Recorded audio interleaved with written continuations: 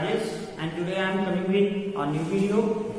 This video related to class 7 in geography, and the topic is, you can say that today we start a new chapter, natural vegetation and wildlife. So student, before I am going to tell you natural vegetation and wildlife, once again I want to memorize your lesson previous as we read. Student, in previous videos we already discussed the part of earth. You can see first or second lesson inside the earth, as well as we discuss lithosphere, hydrosphere and atmosphere in the form of, when you read surface of the earth, that is the lithosphere, air related to the atmosphere, and the third one, the last chapter number 5, water, is related to the hydrosphere. Hydro का sense ही होता है water. जब भी हम hydrosphere की बात करें, आपको ये हमेशा याद रखना है कि we discuss about the water. So अब हमने ये देख लिया, ये तीनों लेयर को हम देख लिए. अब इस लिथोस्फीयर पे जो सरफेस ऑफ द अर्थ पे रहने वाले लोग हैं, क्या क्या हो सकते हैं? So they are only two kingdom, plant kingdom and animal kingdom. Human also belong in animal kingdom. So on the lithosphere, what and what things are available and what factors decide which type of vegetation or wildlife. So today we are going to the such topic, natural vegetation and wildlife. Student, here two words, vegetation, and the second one is the wildlife.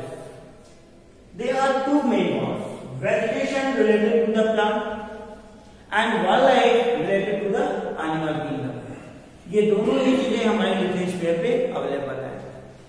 Okay, सो आपके chapter की जो starting होती है, जैसे मैंने आपको black board पे mention किया है, स्टोरी ऑफ सलीमा और शलीमा's समर कैंप. जो शलीमा का समर कैंप है, इसको एक हम समरी में समझ लेते हैं कि सलीमा क्या देखती है और किस तरह से रिलेट करता है, या जो कह सकते हो कोरिलेट करता है इस चैप्टर के साथ सलीमा की story. So you know that कि समर कैंप जैसा होता है, आप लोग समर कैंप ज्वाइन हुआ करते हो, तो सलीमा जो है अपने समर कैंप में कहा जाती है? हिमाचल. हिमाचल क्या है? हिल एरिया, एक पहाड़ी इलाका है. सो समर में उन पहाड़ी इलाकों यानी हिमाचल की तरफ जाती है. सो जैसे ही वो अपने बस से निकलती है हिमाचल की तरफ या हिमाचल पहुंचती है, तो बहुत सारी चीजें वो ऑब्जर्व करती है.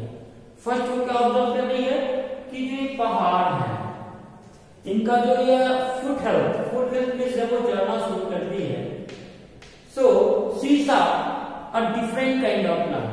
वो एक प्लांट देखती है जो ट्री में भी लंबे हैं, बड़े हैं, स्ट्रॉन्ग हैं, लेकिन जैसे जैसे वो एल्टीट्यूड की साइड होती है, जैसे जैसे वो हाइट की तरफ मूव करती है, सीसा some different kind of plant. और यहाँ कौन सा प्लांट वो देखेगी? नो डाउट कि यहाँ जो वो प्लांट देखेगी वो कॉर्निफरस प्लांट देखेगी. कॉर्निफरस प्लांट का मतलब होता है कि उसके जो लीव्स होते हैं वो कौन शेप में होते हैं. ओके, कौन से? अगर हम देख लें इस शेप में वो प्लांट होते हैं. अब कौन से में होने का रीजन क्या है कि आप जानते हो कि जैसे जैसे वो एल्टीट्यूड पे जाएंगे, वहां पे टेम्परेचर बहुत ही कोल्ड हो जाता है, क्लाइमेट बहुत ही कोल्ड हो जाता है, और आइस जो स्नो है इन द फॉर्म ऑफ रेन आता है. तो अगर लीव्स पे हुए फ्लैट अगर लीव्स हो, जैसा कि फुट हेल्थ पे है, तो अगर वो फ्लैट लीव्स होंगे तो ये लीव्स क्या होंगे, उस पे पूरी तरीके से स्टोर हो जाएंगे, और इस कंडीशन में जो प्लांट के food factory of plant leaves कहलाता है, स्टोमेटा है, वो पूरी तरीके से ब्लॉक हो जाएगा, और उस कंडीशन में वो प्लांट सर्वाइव नहीं कर पाएगा. तो नेचुरली एडॉप्टेशन के लिए ये कॉर्निफरस प्लांट जो होते हैं, उनके जो लीव्स हैं वो क्या है, कॉन्सेप्ट में है, ताकि एक पॉइंटेड कह सकते हो, ताकि आइस जब भी पड़े तो वो स्लोप नीचे आ जाते हैं उनके रूट्स की तरफ, ओके, और फिर वो मेल्ट होकर के वाटर में चेंज हो जाते हैं। सो सर्वाइव होने के लिए आगे वो ऊपर जाती है तो देखती है कि यहाँ पे और भी एक स्लैंट ऑल्टीट्यूड पे जाती है सलीमा, तो वो क्या देखती है कि अब जो है ना वो बड़े ट्री है ना कॉनिफरस प्लांट है, बल्कि अब जो है छोटे छोटे सब्स हैं और कवर्ड विद आइस, और आइस से वो कवर्ड है।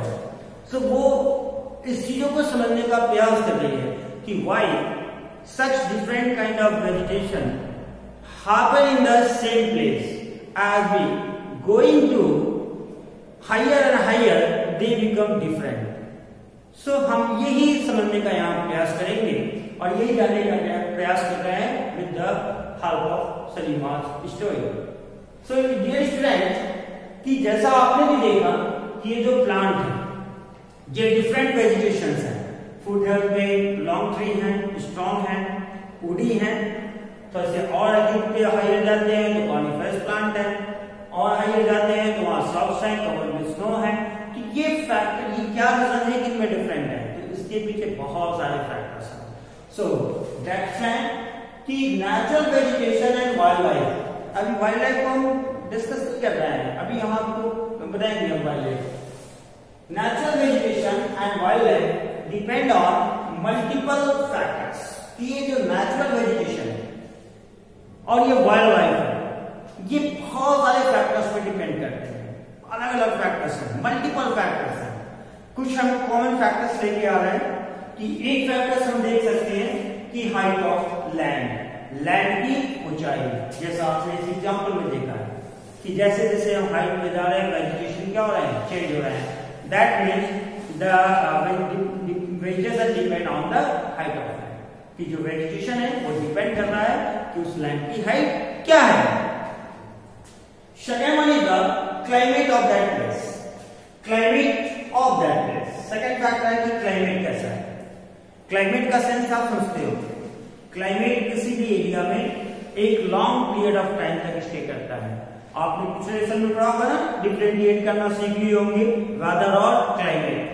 वेदर जो है डे टू डे और टाइम टू टाइम चेंज होता है, टेम्पोररी होता है, बट क्लाइमेट जो है किसी प्लेस का एक लॉन्ग पीरियड ऑफ टाइम तक, मे बी मंथ और ईयर्स तक वह सेम रहता है। तो एक आप कह सकते हो कि परमानेंट एक कंडीशन होता है वेदर का, और वेदर क्या है, एक टेम्पोररी है जो डे टू डे और आवर टू आवर और वीक टू वीक वो चेंज होता रहता है। सो क्लाइमेट पे भी डिपेंड करता है कि उस प्लेस पे कैसा क्लाइमेट है। देखो हम कोई भी प्लांट या फल जो भी आप देख रहे हो, ये तभी सर्वाइव कर पाते हैं जब वो अपने क्लाइमेट के अकॉर्डिंग अडॉप्ट कर पाते हैं।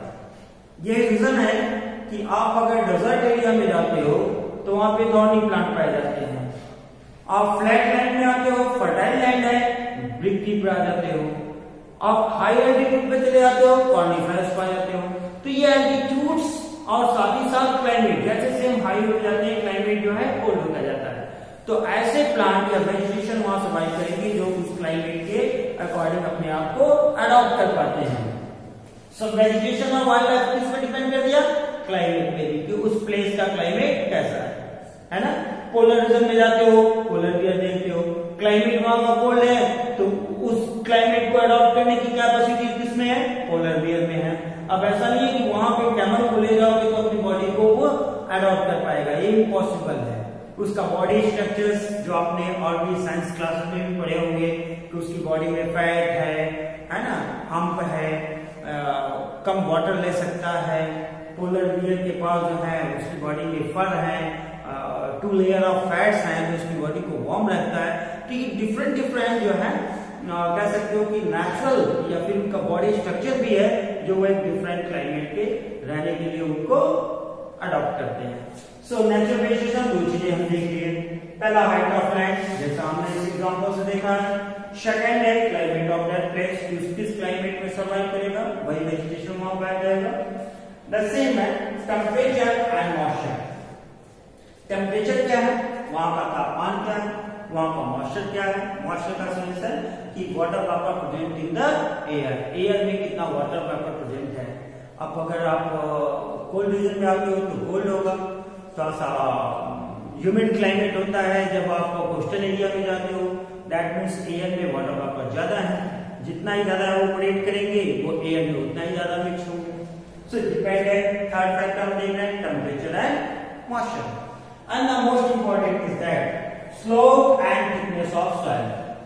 Okay, maybe some of you belong to village, या हम ये भी कहें कि हम सभी बिलोंग करते हैं विलेज से, कभी ना कभी हमारा गांव होता है, तो एग्रीकल्चर में हम जाते हैं, देखते हो पेरेंट्स बताते हैं कि सॉइल में ये क्रॉप्स ज्यादा ग्रो करता है, यानी अब यहाँ वेजिटेशन यहाँ भी ग्रो हो रहा है, तो जो ग्रो ऑफ वेजिटेशन है वो डिपेंड करता है नेचर ऑफ द सॉइल, कि उस सॉइल की फर्टिलिटी क्या है, कैपेसिटी ऑफ होल्डिंग वाटर क्या है, उसमें न्यूट्रिएंट्स कितने हैं, फर्टिलिटी कितनी है, ओके, ज्यादा अमाउंट ऑफ वाटर है या नहीं है, तो ये इस पे भी हमारा वेजिटेशन डिपेंड करता है। तो नेक्स्ट हम देख रहे हैं slope and thickness of soil. Soil का स्लोप कैसा है, थिकनेस कैसा है। अगर स्लोप ज्यादा होगा तो fertility through the rain flow हो जाएगी, तो वहां वेजिटेशन नो डाउट फर्टिलिटी रहेगी, तो वेजिटेशन कम ग्रो होंगे या स्कैटरी ग्रो होंगे, दूर दूर तक होंगे, डेंस नहीं होंगे। थिकनेस ऑफ सॉइल है कि सॉइल में कितने मिनरल्स हैं, क्या फर्टिलिटी है, उसकी मोटाई क्या है ना। एक और हम इसमें ऐड कर सकते हैं size of particle of soil, कि सॉइल के पार्टिकल्स को भी देख सकते हैं आप, जैसे आप क्ले सॉइल देखते हो, आप सैंड सॉइल देखते हो, दोनों के क्या है पार्टिकल्स के साइज डिफरेंट है, तो एक की holding capacity of water maximum हो जाती है, एक की मिनिमम हो जाती है। तो वाटर एक इंपॉर्टेंट पार्ट है ग्रो ऑफ वेजिटेशन के लिए, तो जिसमें ज्यादा होल्ड कर रखता है वो वहां ज्यादा अच्छा वेजिटेशन होता है, इसलिए बेस्ट जो है सॉइल आपको बहुत सारे वेजिटेशन के लिए क्ले सॉइल मिल जाता है। क्लियर? अब इनके बाद जो हम आगे बात करेंगे कि ये जो फैक्टर्स हैं कौन कौन से, height of land, climate of that place, temperature and moisture, slope and thickness of soil, ये जो आपको फैक्टर्स देख रहे हो, और भी फैक्टर्स हो सकते हैं, क्योंकि हमने पहले बताया है कि depend on the multiple fraction, उसके कुछ हमने फैक्टर्स लिखे हैं। डिपेंडिंग ऑन दिस फैक्टर्स, इस फैक्टर के डिपेंड करता है कि अनुसार natural vegetation and wildlife can be classified as, कि नेचुरल वेजिटेशन और वाइल्ड लाइफ को हम क्लासिफाई कर सकते हैं, डिफरेंशिएट कर सकते हैं according to the this factors, इस फैक्टर पे डिपेंड करते हुए, और ये हम ब्रॉडली पढ़ने जाएंगे। अभी ये आप जैसे जैसे ये चैप्टर्स आगे बढ़ेंगे हम और भी डिटेल में इसको डिस्कस करेंगे। But here we start the depending on these factors natural vegetation and wildlife can be classified as forest. Forest का समझ लो, जंगल। फॉरेस्ट क्या है, जहां पे ज्यादा ट्री। ओके, तो फॉरेस्ट क्या है, वेयर इज द फॉरेस्ट, तो grow where temperature and rainfall plentiful to support a tree cover, कि वो प्लेस जहां पे टेम्परेचर भी हाई हो, अब टेम्परेचर हाई होगा तो रेनफॉल जो है ज्यादा होगा। इसका रीजन क्या है कि जितना ही ज्यादा हमारा टेम्परेचर होगा, जो सी वाटर है या वाटर बॉडीज हैं वो हीट के कारण उतने ही ज्यादा एवोपरेट होंगे, और जब एवोपरेट होंगे तो क्लाउड बनाएंगे, जब इनकी कैपेसिटी होल्डिंग कैपेसिटी नहीं रह जाएगी तो फिर in the form of rain earth पे आ जाएंगे। तो ऐसी जगह जहां पे टेम्परेचर थोड़ा सा ज्यादा है, मे बी आप देख सकते हो कि 30 to 40 सेंटीग्रेड जहां पे टेम्परेचर ज्यादा है, उन एरियाज में जो रेनफॉल होती है वो प्लेंटीफुल होती है। जैसे आप एग्जांपल आप ले सकते हो अमेजन बेसिन का। अमेजन बेसिन में क्या है, ग्रीन फॉरेस्ट पाए जाते हैं, तो आपको वहां टेम्परेचर देखने को मिलेगा, वाटर बॉडीज है, रिवर है, एवोपरेट होता है। So near about every day plentiful of water in coming in form of rain. तो ये सुटेबल कंडीशन बनाते हैं कि प्लांट जो है या ट्री जो है, बड़े बड़े ट्री, लॉन्ग ट्री और स्ट्रॉन्ग ट्री जो है कवर हो जाते हैं। So when number of tall tree grow maximum in a particular area it become forest, और ये फॉरेस्ट बन जाता है। बट कीप इट माइंड, ये जो फॉरेस्ट है, फॉरेस्ट आर टू टाइप्स। एक हम फॉरेस्ट पढ़ते हैं डेंस फॉरेस्ट, और एक हम फॉरेस्ट पढ़ते हैं ओपन फॉरेस्ट। और भी हम बात करेंगे फॉरेस्ट के बारे में, जहाँ पे depend on the kind of plant पे भी फॉरेस्ट डिपेंड हो जाते हैं। कॉर्निफरस प्लांट हो जाते हैं, एवरग्रीन फॉरेस्ट हो जाते हैं, मैंग्रोव हो जाते हैं। तो ये अलग अलग काइंड्स पे भी डिपेंड करता है कि वहाँ ट्री किस प्रकार का है, उस पे भी हम फॉरेस्ट को क्लासिफाई करते हैं। बट हियर हम यहाँ पे एरिया पे डिपेंड कर रहे हैं, एरिया पे इसको डिवाइड कर रहे हैं। पहला हम करते हैं dense forest and second one is the open forest. अब डेंस फॉरेस्ट क्या है? डेंस का सेंस होता है घना। घना means where number of tree, बहुत नंबर ऑफ ट्री जो है ग्रोन, या फिर कह सकते हो density of plant is maximum. जब प्लांट उस जगह पे उसकी डेंसिटी समझ रहे हो ना, कि एक पर्टिकुलर एरिया में नंबर ऑफ ट्री मैक्सिमम हो तो वहां डेंसिटी ज्यादा हो जाएगी, और सेम एरिया में अगर प्लांट कम हो तो लो डेंसिटी हो जाएगी। साइंस क्लास में भी आपको बताया गया होगा, आई होप कि आप इसको अच्छे समझ रहे होंगे। तो डेंस फॉरेस्ट क्या है कि जब बहुत सारे प्लांट, बहुत ज्यादा प्लांट जो है पास पास और नंबर ऑफ प्लांट हो जाते हैं, तो ये हम कर देते हैं डेंस फॉरेस्ट, घने जंगल। ओपन फॉरेस्ट क्या है कि जहां पे थोड़ी कम वाटर तो रेनफॉल होता है, तो यहाँ प्लांट डेंसिटी कम हो जाती है, इतने दूर दूर पाए जाते हैं। या एक दूसरा कह सकते हो कि ग्रीन प्लांट होते हैं, और ये वाटर के स्थिति में ये थोड़े से आप कह सकते हो कि इनमें सूखापन होता है। यहाँ एरिया ज्यादा है, आसानी से संदेश दिखाई देता है, ग्राउंड देख सकते हैं। डेंस फॉरेस्ट बहुत ही घने होते हैं, जैसे आपने अमेज़न फॉरेस्ट के बारे में देखा होगा, इतने डेंस हैं कि सन रे जो है उनके ग्राउंड तक नहीं पहुंच पाती है, पूरी तरीके से कैनोपी कवर की हुई है।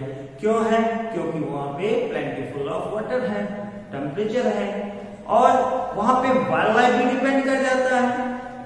सो मेनी, बहुत ज्यादा वहां पे डिफरेंट काइंड ऑफ क्रिएचर्स रहते हैं। मडी वाटर होता है, जो फेवरेबल कंडीशन होता है, पैथॉन से लेकर के हमिंगबर्ड तक, वो सारे के सारे एनिमल्स जो हैं वो सुटेबल कंडीशन में सर्वाइव कर लेते हैं। तो इतने डेंस है कि जो सन रेज आ रहा है ना, वो कैनोपी पे ही रह जाती है, बिल्कुल अंधेरा आता है नीचे, तो फिर संदेश पहुंचता ही नहीं है। और हम जब तक कोई चीज देख नहीं सकते, जब तक लाइट नहीं हो, तो संदेश बिग सोर्स ऑफ लाइट है वो पहुंचती नहीं है, बिल्कुल अंधेरा होता है। अब वो धीरे धीरे जैसे हमारा मॉडर्नाइजेशन हो रहा है कि अमेजन रिवर को बहुत ज्यादा प्लेंटीफुल जो है डिफॉरेस्टेशन किया जा रहा है, जो कि नेचुरल वेजिटेशन और वाइल्ड लाइफ के लिए एक खतरा उत्पन्न हो रहा है। इसलिए गवर्नमेंट वहां की भी ट्राई कर रही है कि अंधाधुंध जो ये जंगलों का कटान है उसको रोका जाए। सो आई होप कि ये डेंस और ओपन आपको समझ में आया होगा। नेक्स्ट हम जाते हैं ग्रासलैंड। अब ये ग्रासलैंड कहाँ होता है, और आपको इस ग्रासलैंड की कुछ नेम है जो हम आपको बताएंगे, आपको लर्न करना होगा और अपने नोटबुक में भी लिखेंगे। ओके, ये सिर्फ आपके एग्जामिनेशन के लिए नहीं है, बल्कि किसी कम्पिटिटिव पॉइंट ऑफ व्यू के लिए भी ग्रासलैंड बहुत इंपॉर्टेंट होता है। सो ग्रासलैंड, अब ये ग्रासलैंड क्या है कि grow in a region of moderate rain. मैं इसको पॉइंट आउट कर रहा हूं, मॉडरेट रेन कि कहां ये ग्रो होता है कि those area in which there are moderate rain. Moderate rain जो बहुत ज्यादा भी नहीं होता है और बहुत ही कम भी नहीं होता है, एक एवरेज रेनफॉल जो है उसको हम मॉडरेट रेनफॉल करते हैं। तो ऐसे एरिया जहां पे ऐसे रेनफॉल होते हैं वहां पे ग्रासलैंड होता है। अच्छा, ग्रासलैंड है क्या? ग्रासलैंड एक वीक प्लांट होते हैं, वो ट्री नहीं होते हैं, बट इसका ये सेंस नहीं है कि ग्रासलैंड एरिया में ट्री नहीं हो सकते, होते हैं, लेकिन आज एक फॉरेस्ट नहीं होते हैं, डेंस या होते हैं, बल्कि बहुत दूर दूर तक प्लांट हो जाते हैं। वहां पे क्या बनता है आपका? ग्रासलैंड बनता है। जैसे आप पैडी हो गया, जैसे आप व्हीट हो गया, इन सबको हम ग्रासलैंड कह देते हैं। चाहे आप प्रेडीज पढ़ लें, ग्रैंडिस ऑफ द वर्ल्ड जिसको कहते हैं। तो अभी हम इसको वन बाय वन डिस्कस करेंगे, उसके लिए वीडियो में अगर आपको नेक्स्ट में करेंगे। तो grassland they are two type, tropical and temperate grassland. Grassland must है, इसी पे डिवाइड कर लीजिएगा, tropical grassland and temperate grassland. Okay, अब क्वेश्चन आ जाता है कि सर ये ट्रॉपिकल रेन फॉरेस्ट का, ट्रॉपिकल ग्रासलैंड कहाँ होंगे और टेम्परेट ग्रासलैंड कहाँ होंगे? ठीक है, चलिए हम आपको एक क्लू देते हैं, वहीं से से आप इसको हमेशा याद रखिएगा कि कहाँ पे ट्रॉपिकल होंगे और इन एरियाज में टेम्परेट ग्रासलैंड होंगे। सो आपने ग्लोब को देखा होगा, ग्लोब में आपने देखा होगा कि आपका एक इक्वेटर है, आपका एक इक्वेटर है। इस इक्वेटर में आप 0 डिग्री पे आपका इक्वेटर होता है, यहां पे 23 degree and half north, 23 and half degree south, ये जो रीजन है ये कहलाता है ट्रॉपिकल रीजन। यहाँ पे ये सब रीजन क्या है, ट्रॉपिकल रीजन है। तो इन एरिया में जो ग्रासलैंड पाए जाते हैं उसको आप कह सकते हो ट्रॉपिकल ग्रासलैंड। सो टेम्परेट ग्रासलैंड क्या है, तो 23 से आप 66 कह सकते हो, 66 एंड हाफ डिग्री नॉर्थ, ये एरिया में देख रहे हो, और 66 साउथ रीजन में 66 एंड हाफ डिग्री साउथ, ये जो रीजन हो गया ये आपका हो गया टेम्परेट ग्रासलैंड। तो ट्रॉपिकल और टेम्परेट ऐसे भी याद कर सकते हो, ये ट्रॉपिक ऑफ कैंसर है ना, तो ये ट्रॉपिकल हो गया। टेम्परेट आप देख सकते हो 23 से 66 and half degree north, 23 and half degree south to 66 and half degree south, ये आपका टेम्परेट ग्रासलैंड है और ये आपका ट्रॉपिकल ग्रासलैंड है।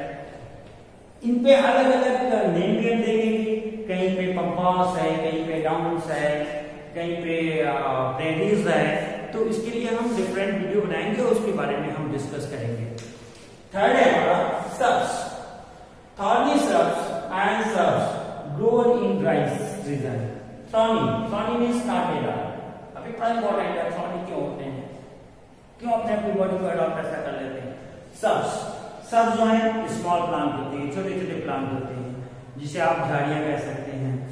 ये ग्रोन होते हैं ड्राई रीजन में, जहां पे रेन वाटर बहुत ही कम होता है, ड्राई होते हैं, सूखे इलाके होते हैं।